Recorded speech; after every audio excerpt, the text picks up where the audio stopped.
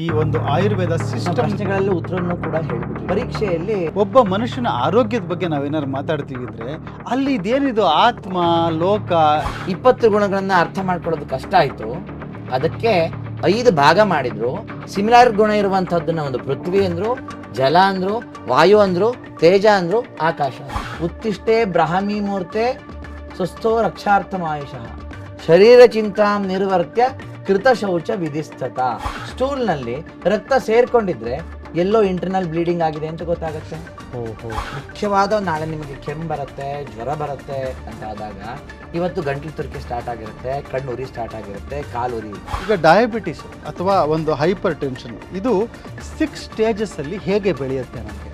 ಸ್ಥೂಲಾಂಗ ಸ್ನಿಗ್ಧಕೇಶೋ ಮಹಾಬಲಃ ಸ್ವಪ್ನೆ ಜಲಾಶಯೋ ಲೋಕಿ ಶ್ಲೇಷ್ಮ ಪ್ರಕೃತಿಕೋ ನರಃ.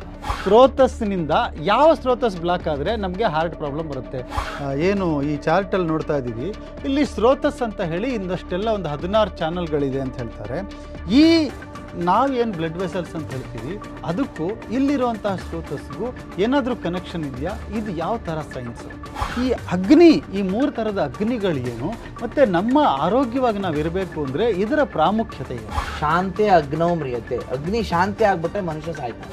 ನಿಮಗೆ ತುಂಬ ಅನಿಮಿಯಾ ಇದೆ ಅಂತ ಹೇಳಿದ್ರು, ಅವಾಗ ಅವರೊಂದು ಐರನ್ ಟ್ಯಾಬ್ಲೆಟ್ಸ್ ಅಂತ ಬರ್ಕೊಡ್ತಾರೆ. ಈ ಆಯುರ್ವೇದದಲ್ಲಿ ಇದನ್ನ ಯಾವ ಥರ ನೋಡ್ತೀವಿ ನಾವು? ಹಳತಿಗಿಂತ ಹಳತಾದರೂ ಹೊಸತಿಗಿಂತ ಹೊಸತು ಆಯುರ್ವೇದ ಅನ್ನೋದು ನನ್ನ ಅಭಿಪ್ರಾಯ.